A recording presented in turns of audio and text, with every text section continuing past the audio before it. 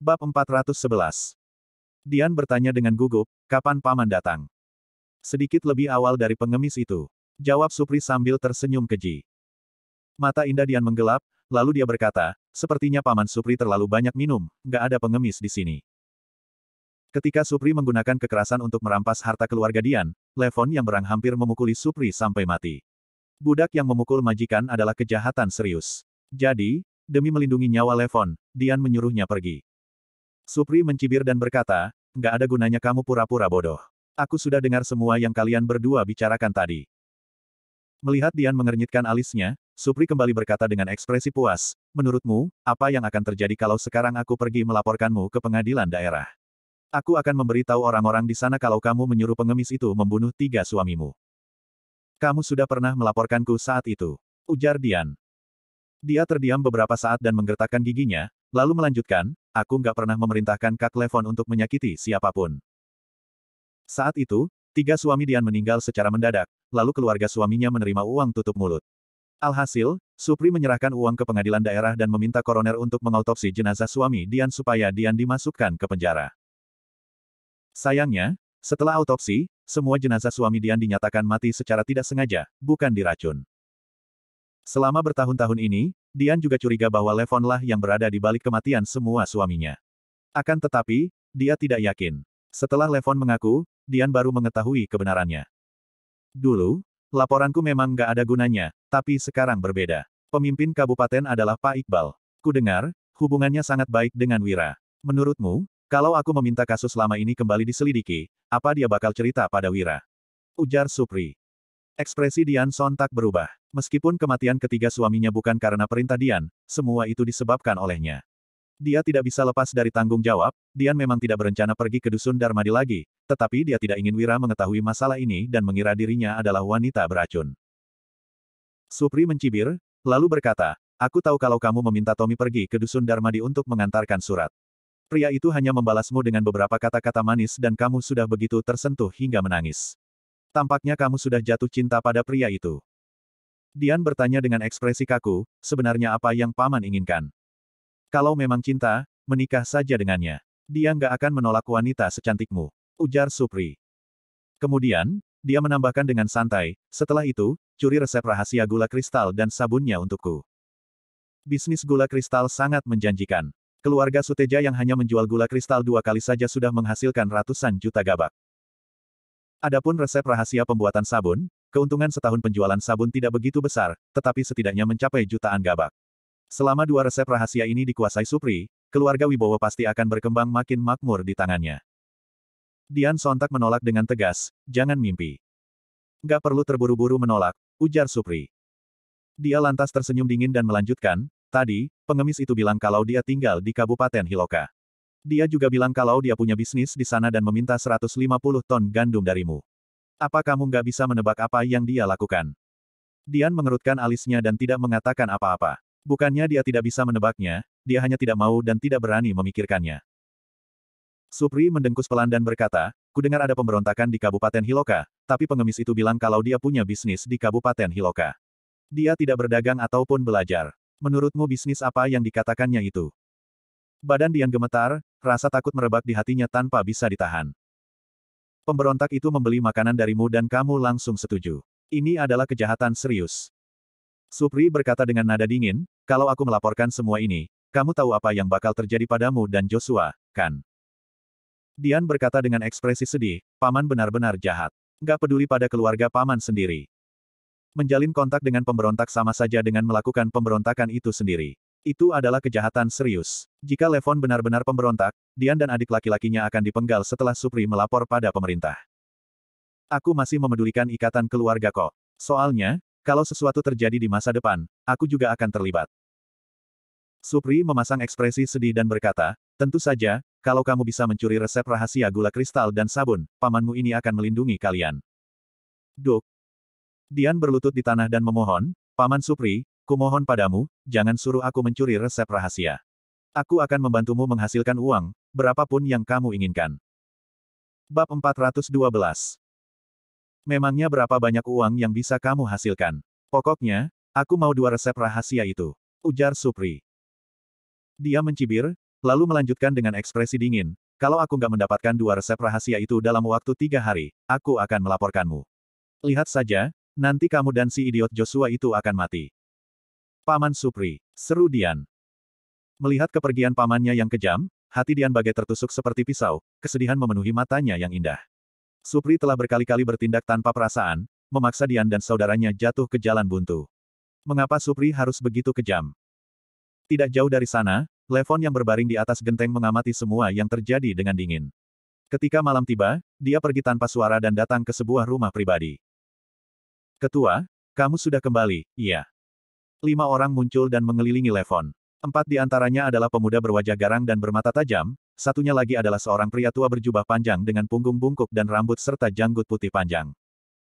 Mata Levon menggelap saat dia menghardik, panggil aku jenderal. 5 tahun lalu, Levon terpaksa meninggalkan kediaman keluarga Wibowo dan akhirnya menjadi bandit di Kabupaten Hiloka.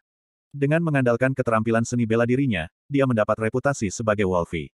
Setelah itu, dia membunuh ketua geng banditnya dan mengambil alih posisi kepemimpinan. Ketika bangsa Agrel menyerbu belum lama ini, banyak pejabat dan keluarga besar di kota pusat pemerintahan Jagabu melarikan diri ke selatan. Levon pun mendapat kabar bahwa bangsa Agrel hendak menuju ke selatan. Kemudian, Levon bekerja sama dengan bandit lain. Saat Pati menaikkan pajak dan ketidakpuasan rakyat memuncak, mereka memasuki kota bersama untuk memberontak. Levon membunuh Pati, merampok keluarga kaya kabupaten, dan memproklamasikan dirinya sendiri sebagai Jenderal Utara. Alhasil, hanya dalam beberapa hari, berita kekalahan bangsa Agrel sudah tersebar. Setelah itu, Letnan Jenderal Kota Pusat Pemerintahan Lokana memimpin pasukannya untuk menyerang Levon dan yang lainnya. Berhubung rekan-rekannya tidak memiliki semangat juang, Levon terpaksa memimpin mereka mundur ke pegunungan. Kelima orang itu menangkupkan tinju tanda hormat dan berkata, "Mohon maaf, Jenderal." Levon mengangguk, lalu langsung masuk ke dalam rumah dan berbaring di ranjang. Dia meletakkan kedua tangan di belakang kepala dan matanya menatap ke arah langit-langit gelap dengan dingin. Kali ini, anggota timnya telah bertambah menjadi 3.000 orang. Makanan yang disimpan di pegunungan tidak akan cukup untuk memenuhi kebutuhan semua orang. Jadi, Levon terpaksa datang ke Kabupaten Uswal dan menemui Dian untuk membeli makanan demi melewati musim dingin. Selama ini, Levon selalu berpikir bahwa Dian juga mencintainya, hanya saja wanita itu tidak mengungkapkannya. Tak tahunya, hari ini dia mengetahui bahwa Dian sudah memiliki seseorang di dalam hatinya. Dian menyukai seseorang yang bernama Wira. Dalam sekejap, hati Levon terasa seperti tertusuk pisau. Dia seolah-olah telah jatuh ke dalam gua es dan niat membunuhnya memuncak. Ada amarah dan rasa sakit yang tak terlukiskan di dadanya, rasanya seolah-olah dia telah mengalami pengkhianatan besar. Jadi, ketika Levon melihat Supri mengancam Dian, dia hanya berdiam tanpa membantu. Dia bahkan ingin memanas-manasi dan membuat masalah makin membesar. Keempat pemuda tadi saling memandang, tidak ada yang berani mengganggu Levon. Namun, pria tua bungkuk itu mendekati Levon dan berkata, "Jenderal, apa makanannya sudah dikumpulkan?" Levon menjawab pelan, "Sudah, ada 150 ton." Levon mengenal Dian dengan baik. Meskipun wanita itu mengetahui identitasnya, dia akan berpura-pura tidak tahu dan tetap menyediakan makanan untuknya. Setelah menyelamatkannya 3 kali, Dian pasti akan membalas kebaikan Levon, tidak peduli seberapa besar risikonya. Bagus. Pria tua bungkuk itu mengepalkan tinjunya dan berkata dengan penuh semangat, dengan 150 ton gandum ini, para prajurit bisa tenang. Kita semua akan bertahan di musim dingin ini. Levon tiba-tiba berkata, "Pak Putu, apa pendapatmu kalau kita menaklukkan Kabupaten Uswal?" Levon berniat menaklukkan Kabupaten Uswal dan membuat Dian melihat kemampuannya memimpin ribuan pasukan. Levon pasti ribuan kali lebih baik daripada pria terpelajar itu. "Jenderal, kamu nggak boleh melakukannya. Mudah saja untuk menaklukkan Kabupaten Uswal, tapi kita nggak akan bisa bertahan kalau kota pusat pemerintahan Jagabu mengirimkan pasukannya. Pasukan mereka nggak seperti pasukan komando daerah dari kota pusat pemerintahan Lokana. Mereka itu para elit yang mengalahkan pasukan bangsa Agrel. Kita nggak mungkin mengalahkan mereka," ujar Putu. Putu yang berpunggung bungkuk mengibaskan tangannya berulang kali dan melanjutkan, "Lebih mengerikan lagi kalau kota pusat pemerintahan Jagabu dan kota pusat pemerintahan Lokana menyerang kita bersama-sama. Kalaupun kita bisa mundur ke pegunungan, kita nggak akan bisa membawa banyak makanan. Kalau gunung sampai terisolasi di tengah salju lebat, kita nggak akan bisa bertahan." "Aku hanya tanya kok," ujar Levon. Saudara-saudaranya bahkan gentar pada pasukan komando daerah di kota pusat pemerintahan Lokana, apalagi pada pasukan elit yang mengalahkan bangsa Agrel. Levon mengubah topik pembicaraan dengan berkata, "Bantu aku cari informasi tentang seorang pria bernama Wira besok, cari tahu apa pekerjaannya." Levon ingin tahu, kualitas apa yang membuat pria tampan itu lebih baik darinya sehingga bisa memenangkan hati Dian. Wira, Putu dan keempat pemuda itu saling memandang dengan heran. Bab 413. Di saat kritis begini, untuk apa Levon menyuruh mereka mencari informasi tentang seseorang bernama Wira? Keesokan harinya, iring-iringan kereta pengangkut garam yang panjang melaju menuju Dusun Darmadi. Sosok Dodi yang berwibawa menunggangi kuda, diikuti oleh para veteran pasukan Sirah Hitam bersama keluarganya, serta prajurit veteran yang bertugas mengangkut garam. Dodi sudah kembali. Garam kita sudah datang. Kenapa garam ini lebih putih dari sebelumnya? Nggak ada campuran lumpur sama sekali. Sambil mengelilingi kereta, para penduduk dusun membuka kantong garam dan tidak bisa menahan diri untuk berkomentar ketika melihatnya. Aku juga nggak tahu, garam yang diproduksi dari tambak garam Vika sekarang jadi begini. Dodi yang telah melewati ujian di medan perang sekarang menjadi lebih tinggi dan kuat. Dengan sorot mata cerah, dia berkata, ayahku bilang, Kak Wira lah yang mengubah proses produksi di tambak garam Vika. Sekarang, garam yang dihasilkan lebih sedikit kotorannya. Nah, Kak Wira sudah datang, kalian coba tanya dia. Tidak jauh dari situ, Wira berjalan mendekat bersama beberapa orang. Para penduduk dusun segera mengelilingi mereka. Lumayan, ujar Wira. Setelah membuka kantong garam, Wira melihat garam putih di dalamnya, lalu mencicipi sebutir dan mengangguk. Sebelumnya, Wira telah meminta para pekerja di tambak garam Vika untuk membangun kolam penyaringan dari pasir, arang, dan kapas. Air garam dari tambak garam harus disaring dari kotorannya terlebih dahulu sebelum direbus. Meskipun hal ini menambah beban kerja, kotoran yang tercampur di garam yang dihasilkan jadi lebih sedikit. Para pekerja di tambak garam Vika juga senang. Sekarang, mereka mendapat 16 gabak per 1 kilogram garam, 2 kali lebih tinggi dari sebelumnya. Kak Wira, kamu pakai metode apa? Kenapa garamnya jadi begitu putih? Garam sebagus ini harus dijual berapa per kilogramnya? Dulu, garam yang menguning dan mengandung pasir dijual dengan harga 100 gabak per kilogram. Garam ini seenggaknya harus dijual 120 gabak per kilogram. Terlalu murah, seenggaknya harus dijual 140 gabak per kilogram. 160 gabak per kilogram saja. Garam ini enak banget loh. Para penduduk dusun mengutarakan pendapat mereka masing-masing. Nanti aku hitung lagi. Intinya, harga garam ini nggak akan lebih tinggi dari sebelumnya. Ujar Wira sambil tersenyum. Wira menghilangkan kotoran dari garam demi kesehatan para rakyat. Sebab, kotoran yang tercampur dengan garam tersebut berbahaya. Dia tidak berencana menghasilkan banyak uang dari penjualan garam, selama untung sedikit, itu sudah cukup. Penjualan garam dibatasi dengan kupon garam dan kutipan garam wilayah. Rakyat biasa adalah kelompok konsumen yang besar. Meskipun Wira mengumpulkan semua konsumen di 3 kota, dia tidak akan menghasilkan banyak uang dari penjualan garam dalam setahun. Jika ingin mendapat untung banyak, dia harus menghasilkan uang dari orang kaya. Para penduduk dusun mengacungkan jempol. Wira sangat baik hati, dia bahkan tidak menaikkan harga garam yang sudah jadi lebih enak ini. David dan belasan veteran pasukan Sirah Hitam menghampiri Wira dan berkata, Tuan, kami sudah datang. Di belakang belasan orang ini, ada sekelompok orang tua, wanita, dan anak-anak. Mereka semua bertubuh kurus dan banyak di antara mereka yang mengenakan pakaian dan sepatu lusuh. Wajah mereka juga tampak takut dan bingung. Mereka terkejut melihat rumah-rumah bata ada di mana-mana di Dusun Darmadi. Belum lagi, pakaian berlapis kapas baru yang dikenakan oleh banyak penduduk dusun. Orang-orang ini adalah keluarga para veteran pasukan Sirah Hitam.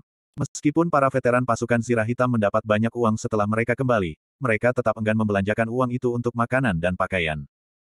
Selamat datang. Mulai sekarang, anggaplah tempat ini sebagai rumah kalian, nggak usah merasa sungkan. Ujar Wira. Dia memandang semua orang sambil tersenyum, lalu melanjutkan, sekarang, rumah bata belum selesai dibangun, jadi kalian tinggal bersama dulu, ya. Nggak lama lagi, setiap keluarga akan punya satu rumah. Para anggota keluarga dari veteran pasukan Sirah Hitam mengangguk pelan, mereka masih sedikit sulit percaya. Wira berpaling dan berkata, Lestari, beritahu orang di kantin kalau semuanya sudah datang, minta mereka untuk masak lebih banyak hari ini. Setelah itu, pergi ke tim penjahit dan ukur tinggi saudara-saudara kita ini. Buatkan pakaian dan sepatu untuk setiap orang. Terakhir, hitung jumlah semua orang. Aku mau lihat bagaimana, harus mengelompokkan semuanya ke rumah baru. Setelah mendengar mereka akan diberi makan, dibuatkan pakaian baru, dan selanjutnya dibagi menjadi beberapa kelompok untuk tinggal di rumah bata, banyak anggota keluarga veteran pasukan Sirah Hitam menangis. Beberapa bahkan langsung berlutut pada Wira. Wira menarik orang-orang itu bangun, lalu meminta Lestari untuk segera mengatur semuanya. Setelah orang-orang itu dibawa pergi, Dodi mendekat dan berkata dengan sedikit gugup, Kak Wira, ada masalah penting yang ingin aku diskusikan denganmu. Bab 414. Wira yang belum pernah melihat Dodi bersikap seperti ini pun bertanya dengan rasa ingin tahu, masalah apa? Dodi mengeluarkan selembar surat pengangkatan dan berkata, aku ingin pergi ke ibu kota. Panglima Yuda melaporkan kontribusi militerku, lalu Menteri Perang memutuskan untuk mengangkat aku sebagai Jenderal Batalion. Dalam pertempuran pertama di luar kota, Dodi mengalahkan Raharja si jenderal pengkhianat dan membunuh hampir 100 prajurit kavaleri bangsa Agrel. Dalam pertempuran kedua di dalam kota, Dodi juga membunuh hampir 100 prajurit kavaleri bangsa Agrel. Dalam pertempuran ketiga, markas bangsa Agrel berhasil dihancurkan dan dalam pertempuran keempat, perbatasan Loko direbut kembali. Dalam 4 pertempuran itu, Dodi membunuh hampir 400 orang prajurit elit bangsa Agrel. Jumlah musuh yang dia bunuh adalah yang kedua terbanyak setelah Panglima Yuda. Jadi, meskipun Dodi hanya rakyat biasa, Menteri Perang membuat pengecualian dan memberinya jabatan militer tingkat ke-6 atas, yakni Jenderal Batalion. Wira membaca surat pengangkatan itu dan berkata, kamu akan pergi dengan Panglima Yuda. Iya. Dodi berkata dengan penuh semangat, kerajaan sudah mengeluarkan dekret, memerintahkan Panglima Yuda kembali ke ibu kota untuk melaporkan tugas, mengangkut jenazah Raja Tanui dan Jenderal bangsa Agrel, serta mengawal Pangeran Giandra. Waktu Panglima Yuda melewati desa Pimola nanti, aku akan ikut bersamanya. Wira memikirkannya sejenak sebelum bertanya, apa Paman Hasan setuju? Hanya ada sedikit rakyat biasa yang akan menolak kesempatan dipromosikan menjadi pejabat militer tingkat ke-6 atas. Ayah nggak setuju dan menyuruhku tanya pendapatmu, ujar Dodi. Dia mengerutkan alis dan melanjutkan, kalau kamu setuju, ayah akan mengizinkan aku menjadi pejabat di ibu kota. Bibir Wira tersenyum tipis dan bertanya, apa kamu tahu alasan ayahmu nggak setuju? Dodi menjawab dengan jengkel, ayah bilang, urusan birokrasi itu rumit dan wawasanku terlalu sempit untuk terlibat di dalamnya. Ayahmu bilang begitu demi kebaikanmu sendiri, ujar Wira. Kemudian, Wira melanjutkan dengan suara rendah, urusan birokrasi lebih rumit dari perang. Kalau nggak berhati-hati, kamu bisa mati. Lihat saja bagaimana nasib Panglima Dirga meski dia sudah memberikan begitu banyak kontribusi militer. Waktu itu, kita memenangkan pertempuran bersama Panglima Yuda dan mempertahankan kota pusat pemerintahan Jagabu. Tapi, orang kerajaan justru menempatkan Candika dan Cecep sebagai komandan. Apa kamu tahu alasan di baliknya? Dodi menggelengkan kepalanya dengan ekspresi kesal. Menurutnya, seorang prajurit hanya bertugas memenangkan pertempuran, masalah lainnya tidak penting. Ada banyak hal di medan perang di kota pusat pemerintahan Jagabu yang tidak Dodi pahami. Namun, dia tetap ingin keluar dan melihat dunia yang luas di luar. Wira berkata, coba lihat Panglima Yuda. Seni bela diri, taktik perang, wawasan, dan kontribusi militernya 100 kali lipat lebih baik dari kamu. Tapi, dia terus terjebak di rumah kecil itu. Apa kamu pernah memikirkan alasannya? Itu karena dia dijebak oleh pejabat pengkhianat. Lanjut Wira. Dodi berkata dengan kesal, Kak Wira, kalau kamu nggak kasih izin, aku nggak akan pergi. Wira mengibaskan tangannya dan berkata, pergi saja kalau kamu mau. Apa? Dodi bertanya dengan ekspresi tidak percaya, Kak Wira, aku nggak salah dengar, kan? Wira berkata nada serius, tanpa melalui berbagai rintangan, bagaimana seseorang bisa bertumbuh dalam situasi sulit. Aku menasihatimu panjang lebar begini supaya kamu ingat untuk menggunakan otakmu saat berada dalam masalah di ibu kota. Dodi berkata dengan gembira, jangan khawatir, Kak Wira. Aku akan berhati-hati. Aku akan menulis surat malam ini untuk kamu bawa ke ibu kota, mungkin bisa berguna kalau kamu dalam masalah, ujar Wira. Kemudian, dia melambaikan tangannya dan berkata lagi, habiskan waktu bersama keluargamu dan sesama penduduk dusun dalam beberapa hari ini. Kita nggak tahu kapan kamu akan kembali lagi dari ibu kota. Kota pusat pemerintahan Jagabu hampir 500 km jauhnya dari ibu kota.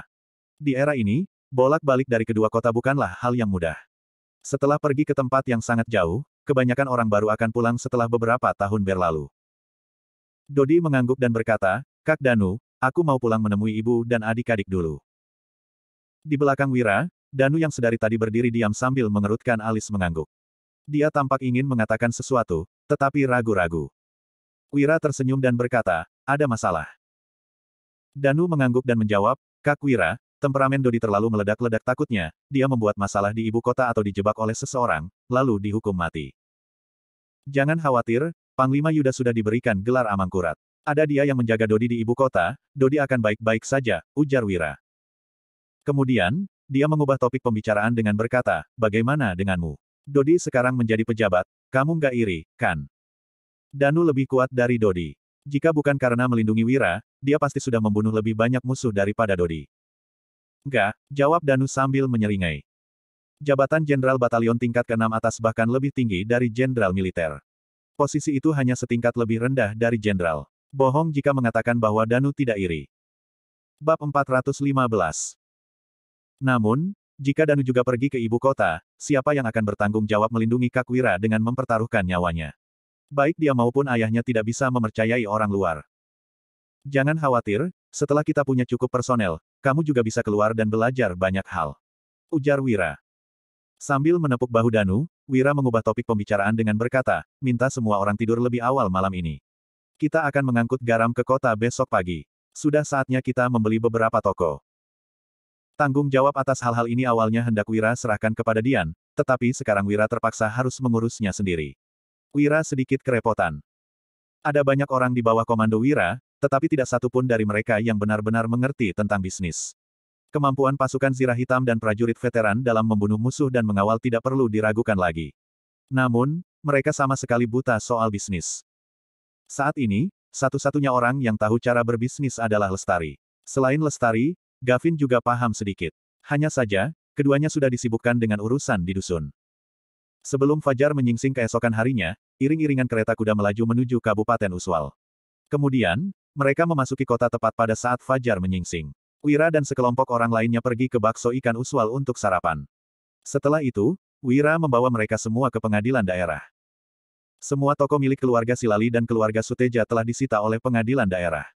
Untuk menyewa atau membeli toko, Wira harus pergi ke pengadilan daerah. Wira terkejut mendapati pengadilan daerah disesaki orang-orang. Semua petugas pengadilan dan pejabat kecil ada di sana, bahkan Fadil yang berseragam militer juga ada di sana. Sepertinya ada peristiwa besar yang sedang terjadi. Melihat kedatangan Wira, semua orang di pengadilan daerah terkejut. Mereka masih mengingat apa yang terjadi beberapa hari lalu. Seorang petugas pengadilan masuk ke dalam untuk melapor. Tak lama kemudian, Iqbal keluar dan mengepalkan tinjunya sambil berkata, "Tuan, kebetulan aku juga sedang mencarimu." Wira bertanya dengan heran, apa yang terjadi di pengadilan daerah? Semua ini berkat Tuan Wira, ujar Iqbal.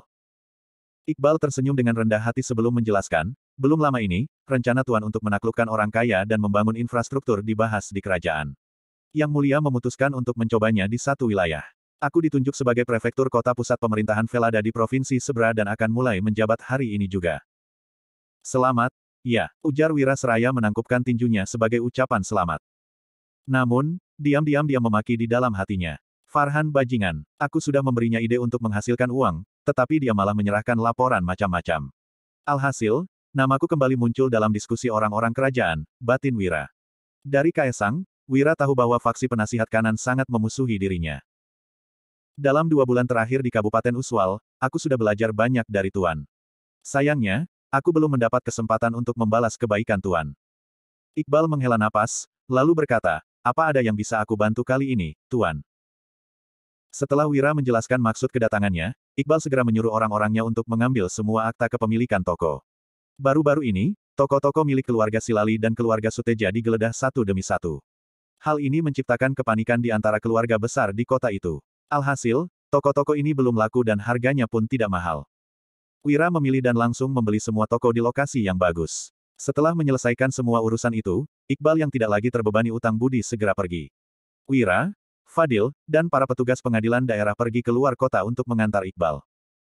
Iqbal mengepalkan tinjunya dari luar kereta kuda. Fadil dan para petugas pengadilan, membungkukkan badan berulang kali, menunjukkan rasa hormat mereka pada Iqbal.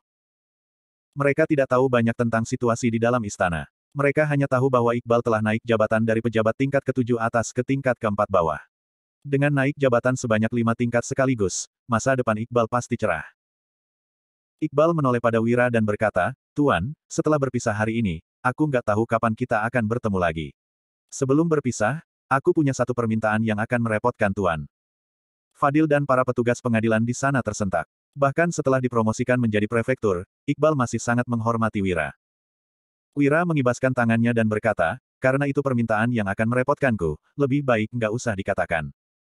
Semua orang terdiam. Iqbal tercekat, lalu tersenyum kecut sambil berkata, sebelum perpisahan ini, aku mohon Tuan untuk membuatkan sebuah puisi.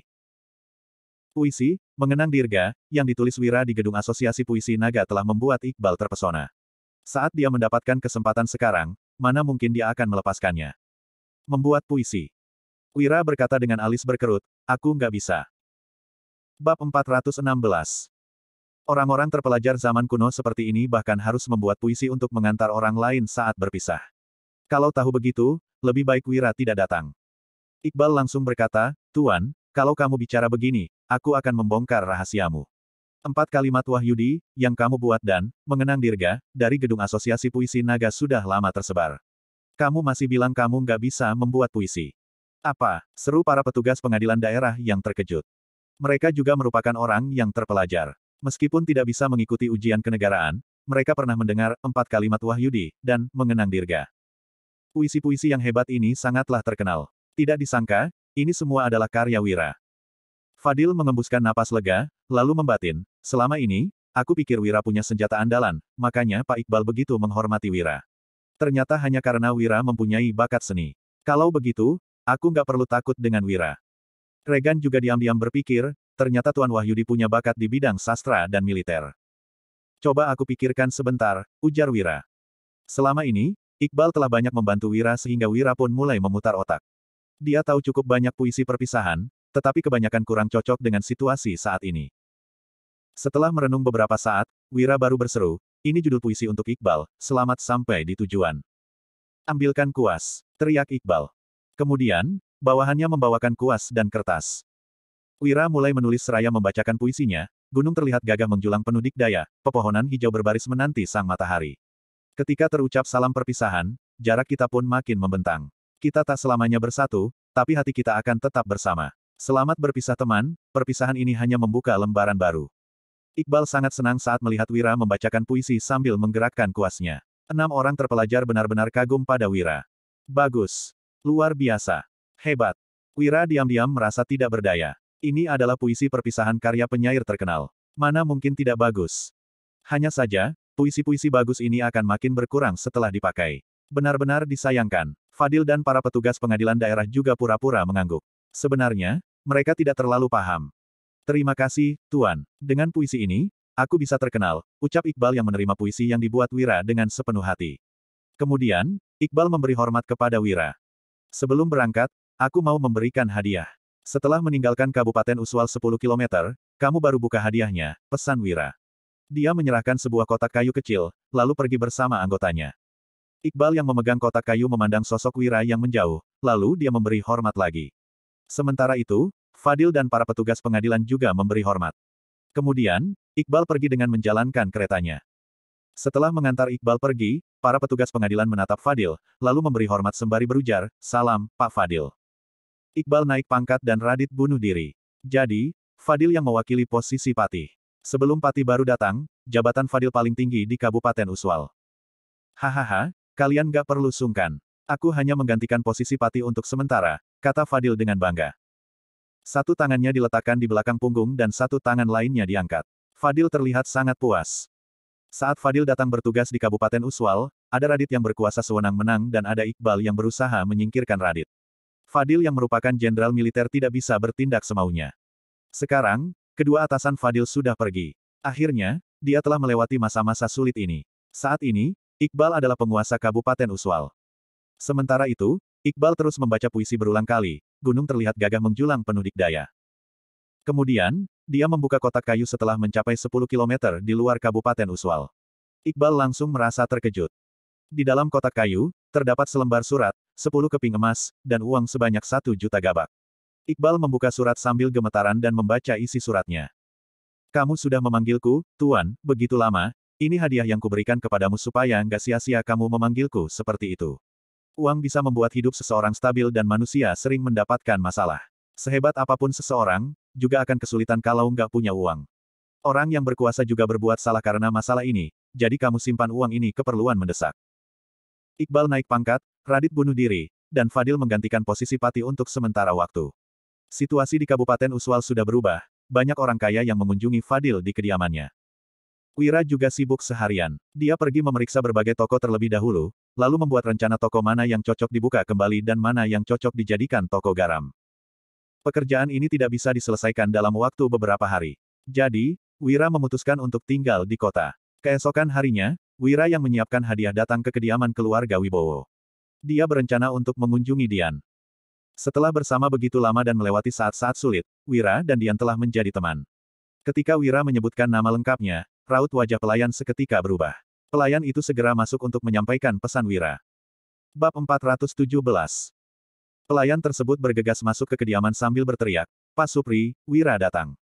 Dia mau cari Nona Dian." Reputasi seseorang benar-benar penting. Wira memusnahkan desa Tiga Harimau dan keluarga Silali, lalu menjadi terkenal di Kabupaten Uswal. Beberapa hari yang lalu, Wira menerobos kediaman keluarga Suteja dan pengadilan daerah. Dia juga mendesak Radit hingga mati. Itulah sebabnya, nama Wira terkenal di seluruh kabupaten. Bahkan, para pelayan di berbagai kediaman pun kenal dengan Wira. Supri sangat gembira, lalu berpikir sejenak sebelum berucap, "Baguslah kalau dia datang. Kamu panggil Aswin." Pelayan itu mengiyakan. Kemudian, dia yang sedikit bingung bertanya, "Apa kita nggak memberitahu Nona Dian?" Wira datang untuk mencari Dian. Kenapa Supri tidak memanggil Dian malah memanggil Aswin? Ekspresi Supri menjadi muram dan dia berpesan, "Jangan banyak tanya lagi. Ingat, jangan beritahu Dian dulu Wira datang." Pelayan itu pun segera pergi. Supri tersenyum sinis, lalu bersenandung dengan santai. Kemarin, Dian sudah menyerahkan kekuasaan keluarga Wibowo kepada Supri. Malam harinya, Supri juga pergi menemui Fadil dan dia sudah menjamin akan mendukung Supri. Saat ini, keluarga Silati dan Suteja di Kabupaten Uswal sudah dimusnahkan. Jadi, keluarga Wibowo yang berkuasa. Sekarang, Wira juga datang. Ketika waktunya benar-benar pas, semua hal akan berjalan lancar. Sementara itu, Wira, Dodi, dan 3 tentara senior pasukan Zirah Hitam sedang menunggu di luar kediaman keluarga Wibowo. Dodi yang membawa hadiah tampak tidak senang. Dia berkomentar, "Nona Dian sok sekali. Kita sudah menunggu 1 jam pun dia belum keluar." Selagi masih berada di Kabupaten Uswal, Dodi datang mengantar Wira untuk menghabiskan waktu bersama Wira. Bagaimanapun, setelah kembali ke ibu kota kerajaan, entah kapan mereka bisa bertemu lagi. Wira tersenyum seraya tersenyum, "Wanita memang begitu, kita maklumi saja." Di kehidupan sebelumnya, setiap kali Wira janjian dengan teman wanita, temannya itu selalu belum selesai berdandan saat waktunya tiba. Meskipun Wira dan teman wanitanya itu bukan pasangan kekasih, Wira bisa memahami wanita yang suka berdandan. Dodi dan 3 tentara senior pasukan Zirah Hitam kebingungan. Pada saat ini, pelayan berlari keluar. Dia memandang Wira dengan tatapan aneh sambil mempersilakan Wira masuk.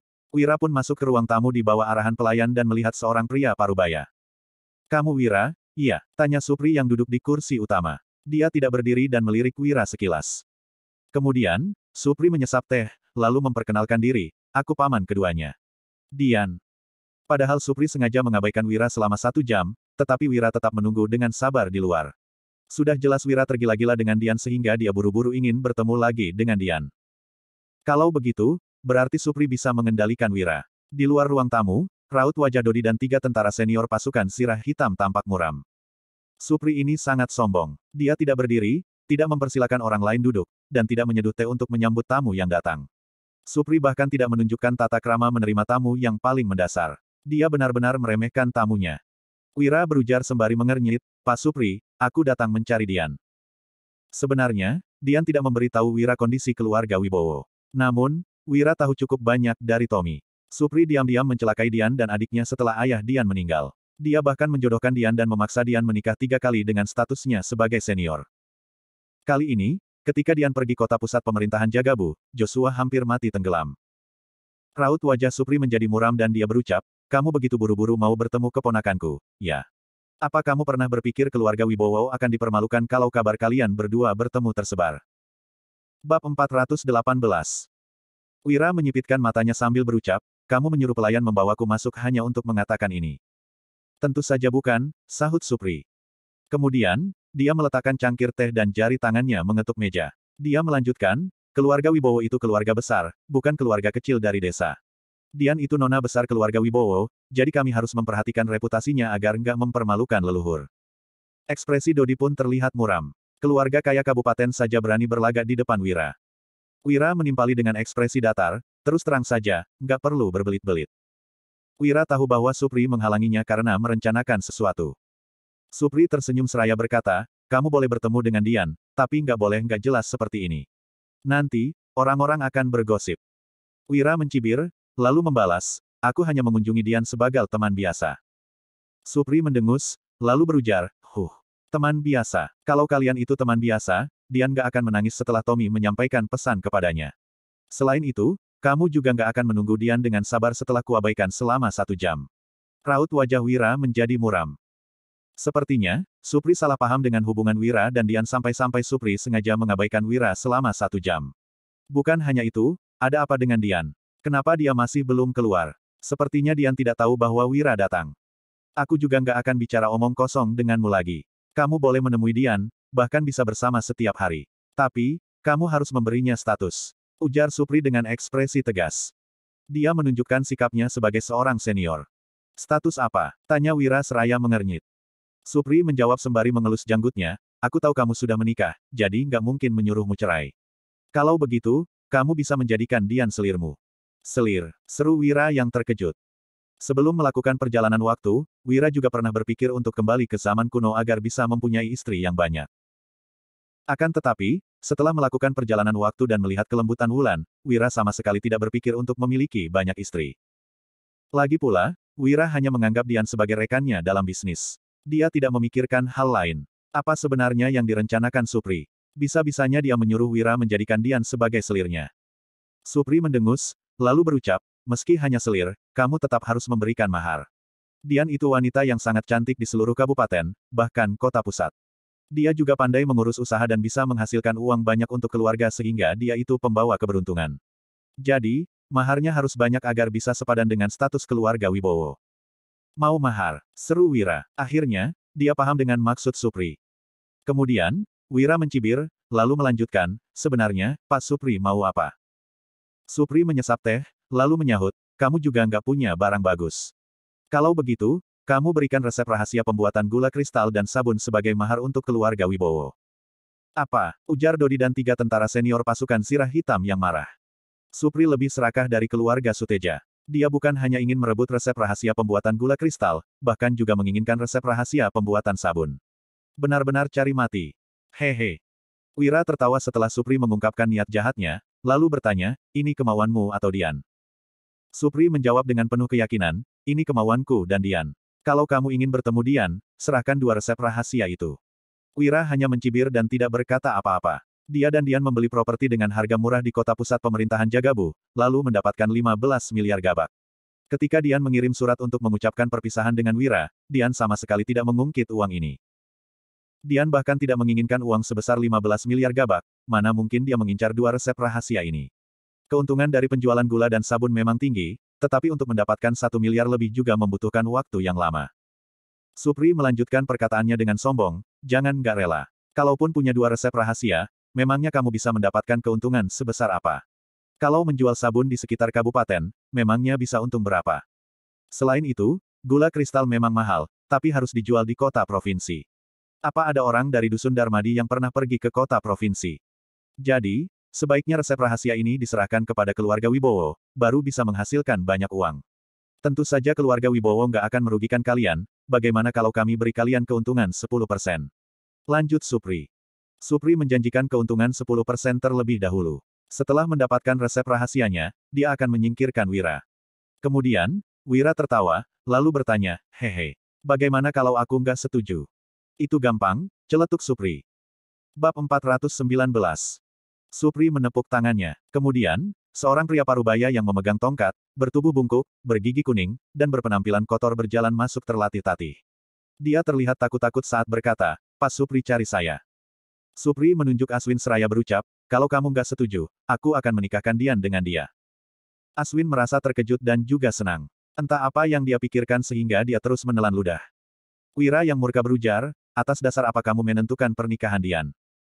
Menikahkan Dian dengan pria seperti ini sama saja dengan membunuh dia. Supri mendengus, lalu menjawab, karena aku ini pamannya. Orang tuanya sudah meninggal, aku ini satu-satunya senior Dian. Aku bisa menentukan pernikahannya. Kalaupun dituntut sampai pengadilan daerah, aku juga bisa menang. Begitu Iqbal pergi, tidak ada yang bisa membantu Wira lagi di pengadilan daerah. Sekarang, Fadil yang menjadi pemimpin di pengadilan daerah dan Fadil adalah teman lama Supri. Kemarin, Fadil sudah berjanji untuk mendukung Supri sepenuhnya. Pernikahan anak harus ditentukan oleh orang tua dan hal ini didukung oleh pemerintah. Wira menimpali sembari menyipitkan mata, kamu nggak pantas menjadi seniornya karena kamu mencelakainya demi keuntungan sendiri. Supri mendengus, lalu menyahut, sekalipun aku mencelakainya, itu juga lebih baik daripada punya hubungan nggak jelas dengan kamu. Kalau kamu nggak setuju, silakan pulang. Hari ini, aku akan langsung mengadakan pernikahan untuk Dian dan Aswin. Terima kasih, Pak Supri. Ujar Aswin seraya berlutut. Ekspresinya tampak licik. Dian itu secantik Dewi. Jika Aswin bisa menyentuhnya, dia benar-benar beruntung. Aku nggak akan setuju, sahut Wira. Kemudian, dia berjalan keluar seraya berkata, aku mau bertemu dengan Dian. Dodi dan 3 tentara senior pasukan Sirah Hitam juga mengikuti Wira. Supri tiba-tiba berdiri dan berseru, hentikan dia. 20 lebih pelayan menyerbu keluar sambil memegang senjata. Wira, berani sekali kamu bertindak seenaknya di kediaman keluarga Wibowo. Ucap Supri. Setelah itu, dia berjalan keluar ruang tamu dan meletakkan kedua tangannya di belakang punggung.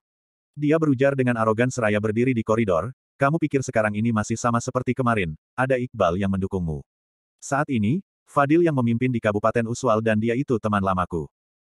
Wira mencibir, lalu menimpali, jadi ini yang membuatmu percaya diri. Niat membunuh 3 tentara senior pasukan Sirah Hitam meluap. Bisa-bisanya orang kaya ini mengancam penasihat militer yang mengalahkan 100.000 bangsa Agrel dengan mengandalkan seorang jenderal militer. Supri berucap dengan serius, tentu saja. Sekarang, situasi di Kabupaten Uswal sudah berubah. Perintahku pasti berpengaruh. Jadi, apa kamu setuju menyerahkan 2 resep rahasia? Wira tidak peduli dan terus berjalan ke depan. Dia menjawab, enggak, tunjukkan saja trikmu. Sementara itu, Dodi dan 3 tentara senior pasukan Sirah Hitam melindungi di kedua sisi Wira. Raut wajah Supri menjadi muram dan dia membentak, dasar nggak tahu diri. Serang, orang ini menerobos kediaman orang lain dan berniat mencelakai anggota keluarga wanita ini. Tangkap dia dan bawa ke pengadilan daerah untuk dihukum. Tangkap dia, seru 20 lebih pelayan yang menyerbu ke depan. Mereka semua adalah orang kepercayaan Supri. Pelayan biasa seperti ini mana mungkin bisa melawan Dodi dan 3 tentara senior pasukan Sirah Hitam yang sering membunuh. Hanya dalam waktu singkat, semua pelayan tumbang dan sama sekali tidak bisa menghentikan langkah Wira. Supri yang kesal berteriak, pelayan, pergi kabari Pak Fadil di pengadilan daerah agar dia bisa mengerahkan pasukannya untuk menangkap penjahat ini. Bab 420. Pelayan keluarga Wibowo pun sampai di pengadilan daerah. Raut wajah Fadil menjadi muram setelah mendengar laporan pelayan itu, lalu dia berkata, beraninya Wira menerobos kediaman orang lain dan menggoda wanita baik-baik. Penjabat seperti ini harus dihukum berat agar Kabupaten Uswal bisa tenang. Pengawal, panggil Regan untuk mengumpulkan petugas patroli. Siapkan senjata dan ikut aku ke kediaman keluarga Wibowo untuk menangkap orang. Lanjut Fadil. Pejabat yang baru menduduki posisinya pasti ingin memperlihatkan kemampuannya. Fadil harus menunjukkan kuasanya sebagai pati baru. Jadi, dia akan menghukum seseorang terlebih dahulu untuk memperingati orang lain. Namun, melaksanakannya pada orang biasa tidak akan efektif. Orang yang mempunyai sedikit perselisihan dengan Fadil adalah Wira yang terkenal di Kabupaten Uswal. Kebetulan Fadil bisa menjadikan Wira sebagai contoh.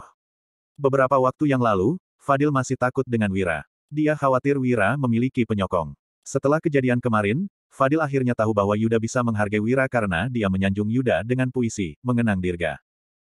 Namun, Fadil mendengar bahwa pemerintah sudah memberikan perintah untuk memindahkan Yuda kembali ke ibu kota kerajaan untuk melapor. Kalaupun Yuda berada di kota pusat pemerintahan Jagabu, dia juga dilarang mencampuri masalah ini. Jadi, Yuda tidak bisa berbuat apa-apa kepada Fadil. Saat ini, kedua penyokong Wira sudah pergi. Itulah sebabnya, ini adalah saat yang tepat bagi Fadil untuk menunjukkan kekuasaannya. Yang terpenting adalah semalam Supri memberi Fadil 500.000 gabak agar Fadil bisa membantunya. Siap, ujar petugas pengadilan.